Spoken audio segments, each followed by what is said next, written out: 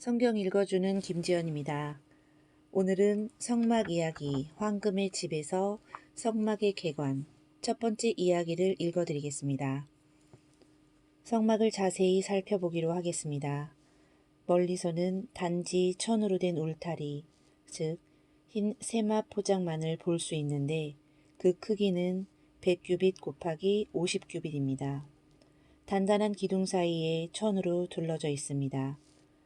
1규빗은 약 50cm입니다. 따라서 그 안의 면적은 50 곱하기 25제곱미터라고 할 수 있습니다. 포장 안쪽에 성막의 지붕이 솟아 보이는데 성막의 높이는 5m, 10규빗입니다. 그 지붕은 밝고 화려한 색으로 된 것이 아니기 때문에 멀리서 그것만을 본 자는 조금도 매력을 느끼지 못하며 거기서 더 이상의 어떤 것도 알아낼 수 없습니다. 하나님의 것들은 다 그러합니다.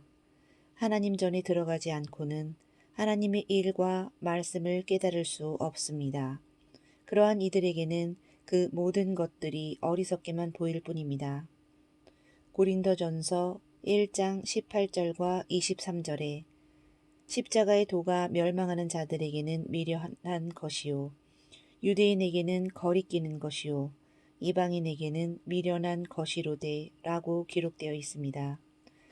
하나님의 독생자 예수 그리스도께서 이 땅에 오셨을 때에도 사람들은 그분을 특별하게 여기지 않았습니다. 모든 것이 그들에게는 감추어져 있었습니다. 예, 그렇습니다. 그들에게는 그분이 매력이 없는 분으로 여겨졌습니다. 그는 고운 모양도 없고 풍채도 없은즉 우리가 보기에 흠모할 만한 아름다운 것이 없도다. 그는 멸시를 받아 사람들에게 버림받았으며 간고를 많이 겪었으며 이사야 53장 2절부터 3절. 성도들은 이런 사실을 자기 경험을 통해서 알게 됩니다.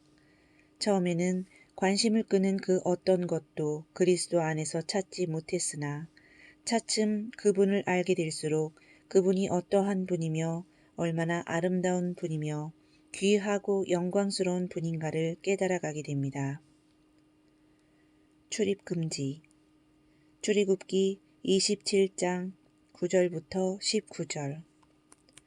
성막 가까이 나아갈수록 그 포장이 우리에게 더욱 두드러져 보입니다. 밝고 흰 세마 포장은 주위에 쳐진 회색 장막이나 검정색 장막들과는 크게 대조를 이룹니다.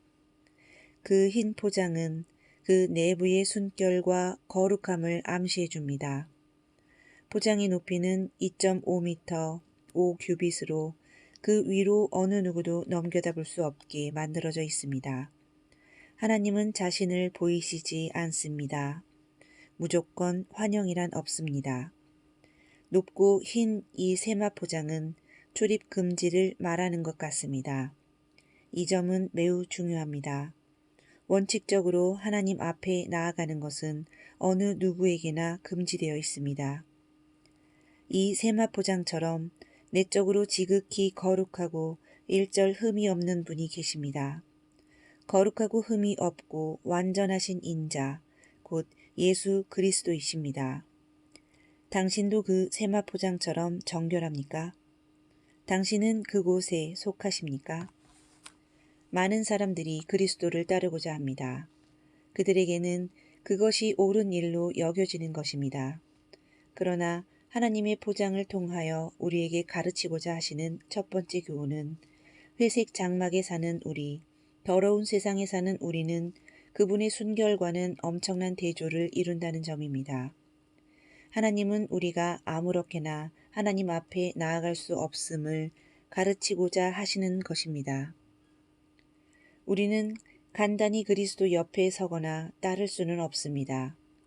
그분의 순결하심과 의로우심은 우리의 내부가 얼마나 더러운가를 보여줍니다. 우리는 모두 음란하고 더러운 죄 많은 자들입니다. 의는 없나니 하나도 없으며 그 혀로는 속임을 일삼으며 그 입에는 저주와 악독이 가득하고 온 세상으로 하나님의 심판 아래 있게 하려 함이라. 모든 사람이 죄를 범하였음에 하나님의 영광에 이르지 못하더니. 로마서 3장 10절부터 23절. 만물보다 거짓되고 심히 부패한 것은 마음이라. 누가 능히 이를 알리오마는 나 여호와는 심장을 살피며 폐부를 시험하고 각각 그 행위와 그 행실대로 보응하나니. 에레미야 17장 9절부터 10절. 우리는 먼저 이 사실을 시인해야만 합니다. 당신의 죄를 시인할 만큼 충분히 정직한가요? 당신의 상태 그대로 잃어버린 생명을 가지고 하나님 앞에 나오기를 원하시나요? 만약 그렇게 한다면 하나님은 당신을 받아주실 것입니다. 동쪽의 죄인들을 위해 문이 하나 열려 있습니다. 문. 출애굽기 27장 16절. 그 문은 얼마나 넓고 아름다운지 모릅니다.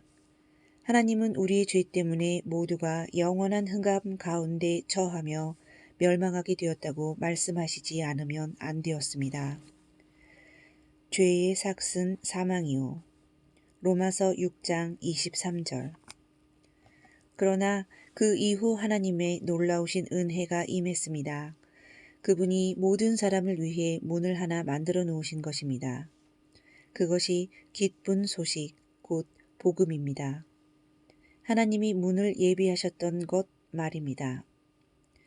그러면 그 문은 어떤 것일까요? 그 문은 넓습니다. 폭이 약 10m, 20규빗입니다. 이렇게 넓은 문은 흔하지 않습니다. 원하는 자는 누구나 들어올 수 있도록 하나님의 사랑이 이렇게 넓은 문을 만드신 것입니다. 하나님은 어느 누구도 들어갈 수 있다고 말씀하십니다. 하나님은 구주이시며 하나님은 모든 사람이 구원받기를 원하십니다. 원하는 자는 누구든지 문 안으로 들어갈 수 있습니다. 그 문은 4가지 색으로 된 아름다운 문입니다. 흰 바탕에 청색, 자색, 홍색 실로 짜 만들었습니다. 이 색깔들은 우리를 초청하고 있음을 보여주며 예수 그리스도를 상징합니다. 우리는 이 색깔들에 대해 나중에 언급할 것입니다. 누구나 쉽게 들어갈 수 있도록 되어 있습니다. 그것은 단단한 나무나 금속으로 되어 있지 않습니다. 문은 10m, 20규빗의 폭과 2.5m, 5규빗의 높이로 되어 있습니다. 어느 누구나 안심하고 들어갈 수 있습니다. 어린아이일지라도 들어갈 수 있습니다. 젊은이나 노인이나 누구든 환영합니다. 이 문 외에 다른 문은 없습니다. 이 문은 하나님의 전에 들어갈 수 있는 유일한 문입니다. 예수 그리스도 자신이 이 문임을 밝히셨습니다. 내가 문이니 누구든지 나로 말미암아 들어가면 구원을 얻고. 요한복음 10장 9절. 이 문을 통하여 우리가 아버지께 나아갈 수 있다고 에베소서 2장 18절과 3장 12절에서 말씀하셨습니다. 예수 그리스도만이 구세주이십니다. 많은 사람들이 흔히 얘기하듯 누구나 각기 자기 방법으로 구원받는 것이 아닙니다. 결코 그렇지 않습니다. 구원받는 길은 오직 하나밖에 없습니다. 하나님과 사람 사이에 중보도 한 분이시니 곧 사람이신 그리스도 예수라. 디모데전서 2장 5절. 예수께서 가라사대 내가 곧 길이요 진리요 생명이니 나로 말미암지 않고는 아버지께로 올 자가 없느니라. 요한복음 14장 6절. 단지 예수 그리스도만이 아버지 처소에 나아가게 하는 길입니다. 문은 곧 닫힙니다. 그러나 성경은 그 문이 곧 닫힌다고 말씀하십니다. 노아의 때에 구원의 방주 문은 닫혔습니다. 어떤 사람들이 그 안에 들어가지 못하고 물속에 가라앉고 말았던가요? 문 밖에 있던 자들입니다. 결혼잔치의 문도 닫혔습니다. 결혼잔치에 들어가려고 했던 미련한 5처녀는 문이 닫힌 뒤에 왔으므로 결혼잔치에 참여할 수 없었습니다. 문이 닫히면 때는 이미 늦습니다. 2가지밖에 없습니다. 문 안에 있느냐, 문 밖에 있느냐입니다. 안쪽에 있는 자는 구원받은 자요, 영원히 잔치에 있게 되며 바깥쪽에 있는 자는 잃어버린 자요, 영원히 어둠에 있게 됩니다. 그것은 삶과 죽음의 차이이며 영원한 빛과 끝없는 캄캄한 어둠의 차이입니다. 당신은 문 안에 들어와 있습니까? 예수 그리스도를 통하여 구원받았습니까? 아니면 아직도 밖에 버려진 채 멸망 가운데 있습니까? 그 문이 호련히 닫힐 것입니다. 예기치도 못한 순간에 당신에게 죽음이 임할 때 또는 주님이 재림하시는 순간 문은 영원히 닫히는 것입니다. 그때까지 당신이 아직 문 안에 들어와 있지 않다면 때는 영원히 늦고 맙니다. 그 문이 한없이 당신을 기다려주지는 않을 것입니다. 결코 다시 열리지 않는 굳게 닫힌 문 앞에 서 있는 자신을 상상해 보십시오. 문이 닫히는 순간 아직 들어오지 않은 당신은 영원히 기회를 잃은 것입니다. 한번 문이 닫히면 다시는 열리지 않습니다. 그때는 밖에서 이를 갈며 애통할 것입니다. 누구든지 들어오라는 이 책자에 기록된 하나님의 초청의 말씀에 응했던들 하고 영원히 후회할 것입니다. 안과 밖, 둘 중 지금 당신의 위치는 어디인가요? 어느 쪽에 해당됩니까? 이 질문에 대해 진심으로 대답할 수 있는 용기가 있으십니까? 아직도 문은 열려 있습니다. 아직도 예수 그리스도는 2팔을 벌리고 서 계시면서 오라, 너의 죄를 가지고 내게로 오라고 기다리십니다. 수고하고 무거운 짐 진 자들아, 다 내게로 오라. 내가 너희를 쉬게 하리라. 마태복음 11장 28절. 나는 생명의 떡이니 내게 오는 자는 결코 줄이지 아니할 터이요. 나를 믿는 자는 영원히 목마르지 아니하리라. 내게 오는 자는 내가 결코 내쫓지 아니하리라. 요한복음 6장 35절 37절. 지금 주님께 나아가셔야 합니다. 그날은 너무 늦습니다. 문을 두드리며 열어달라고 할지라도 내가 너희를 알지 못하노니 떠나가라고 말씀하십니다. 뜰. 이스라엘 백성 중 누군가가 지금 성막을 향해 걸어오고 있습니다. 그는 죄로 인해 마음이 병들었습니다. 그는 두려움에 떨고 있습니다. 그는 양을 밧줄에 묶어가지고 오고 있습니다. 무엇이 그로 하여금 이렇게 하도록 했을까요? 그는 불안해하며 하나님을 두려워하고 있습니다. 그는 죄를 범했기 때문에 지금 그의 양심이 그를 송사하고 있는 것입니다. 그는 황금의 집에 계시는 거룩하신 하나님을 알고 있습니다. 그렇다고 해서 하나님의 얼굴을 피하여 그가 다른 데로 도망갈 수가 있을까요? 아닙니다. 그는 하나님 앞에서 도망갈 수 없습니다. 공의로우신 하나님을 생각만 해도 두려움으로 그의 전신에는 땀이 흐릅니다. 그는 북쪽 하얀 포장을 따라 계속 걸어옵니다. 그 울타리의 청결함이 그의 양심에 더욱 가책을 불러일으킵니다. 그는 동쪽으로 옵니다. 거기서 그는 열려져 있는 넓은 문을 봅니다. 그는 머뭇거리지 않고 그 안으로 들어가서 넓은 뜰 안에 섭니다. 그의 맞은편에 아름다운 하나님의 전인 성막이 인상 깊게 높이 서 있습니다. 5m 10규빗 높이로 말입니다. 뜰에 놓인 커다란 놋제단에서는 희생 제물을 태우는 불이 타오릅니다. 태양이 뜰의 모래를 밝게 비춥니다. 그는 자신이 마치 하나님의 빛 가운데 서 있는 것처럼 느낍니다. 그는 하나님이 자기 심장 깊숙한 곳을 들여다보시며 마음속에 있는 모든 것을 정확히 알고 계시다는 것을 느낍니다. 그때 한 제사장이 그에게 다가와서 물었습니다. 무슨 일입니까? 그는 더듬거리면서 대답합니다. 나는 죄를 지었어요. 따라서 하나님은 저를 처벌하셔야 합니다. 제사장은 말합니다. 예, 그렇지만 당신은 잘 오셨습니다. 여기서 당신은 죄를 사함받을 수 있습니다. 하나님께서 친히 죄인들을 위해 이 모든 것을 특별히 준비하셨으니까요. 그러나 스스로 의롭다고 여기는 자들은 예외가 되지요. 놋제단과 제물. 제사장이 말합니다. 저를 따라오십시오. 그들은 성막의 성물 중 첫째 기물인 놋제단 곁에 섭니다. 제단이라는 말은 도사라는 장소라는 뜻입니다. 얼마나 많은 제물이 희생되어 그 위에서 불태워졌는지 상상할 수도 없습니다. 성경은 우리에게 제단과 제물의 의미가 무엇인가를 가르쳐 줍니다. 그것은 그리스도와 그분의 십자가에서 속죄 사역을 말합니다. 이것이 하나님의 뜻의 핵심이며 죄인을 구속하는 유일한 길입니다.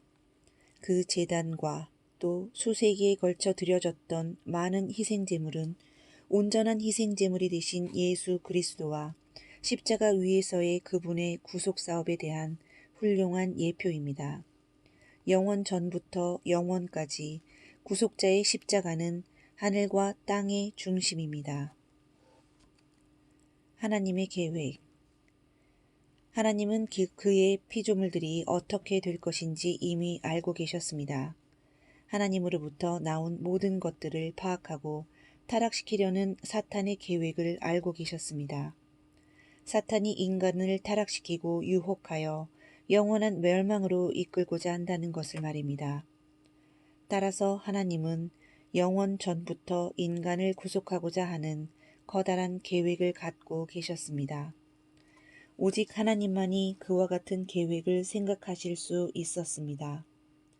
하나님은 거룩하시기에 죄를 심판하시지 않고 그냥 보아 넘길 수 없으십니다.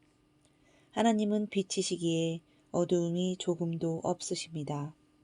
공의로 인간을 심판하시고 벌하셔야 했습니다. 그러나 만약 그렇게 하신다면 하나님의 사랑을 어떻게 나타내 보이실 수 있었겠습니까? 하나님은 사랑이십니다. 그래서 하나님은 한 가지 계획을 마련하셨습니다. 외아들을 땅에 사람으로 내려보내 사람들의 죄를 대신하여 죽게 하시는 것이었습니다. 구약시대에 희생된 모든 제물과 제단은 하나님이 지극히 사랑하시는 외아들이 한 번 이 땅에 내려와 끔찍한 십자가에서 죽으실 것을 예표한 것입니다. 대신 죽으심.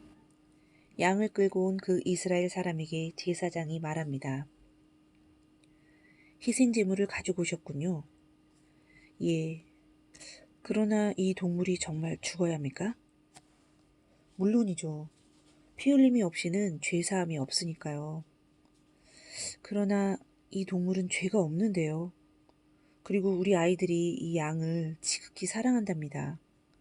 이 양은 결코 잘못이 없어요. 바로 그 점입니다. 죄를 지은 자는 다른 사람의 죄를 대속할 수 없습니다. 당신은 이미 당신의 죄로 말미암아 멸망당할 수밖에 없습니다. 당신 죄로 말미암아 당신이 죽든지 아니면 당신을 위해 다른 대속물이 죽어야 합니다. 자, 이 양의 머리에 손을 얹으십시오. 그렇게 함으로써 당신은 죄인이며 양은 죄가 없다는 것을 시인하는 것입니다. 하나님은 당신의 죄를 양에게 전가시킨 것으로 여기게 됩니다. 당신의 죄가 양에게로 옮겨진 것입니다. 그 양이 죽으면 당신은 전에 양이 그러했듯이 자유하며 죄가 없게 됩니다. 그 사람이 조용히 양의 머리에 손을 얹습니다. 칼이라든가 그 외에 몇 가지 준비가 끝나고 나면 사막의 모래 위에 양의 피가 흘려집니다. 그것은 보기에도 끔찍한 일입니다. 그러나 그 이스라엘인은 깊은 안도의 숨을 쉬면서 하늘을 쳐다봅니다. 그때 그는 어깨 위에 있던 무거운 짐이 벗겨지는 것을 느낍니다. 양이 그 대신 죽은 것입니다. 그러면 그가 사함을 얻으리라고 말씀하셨습니다.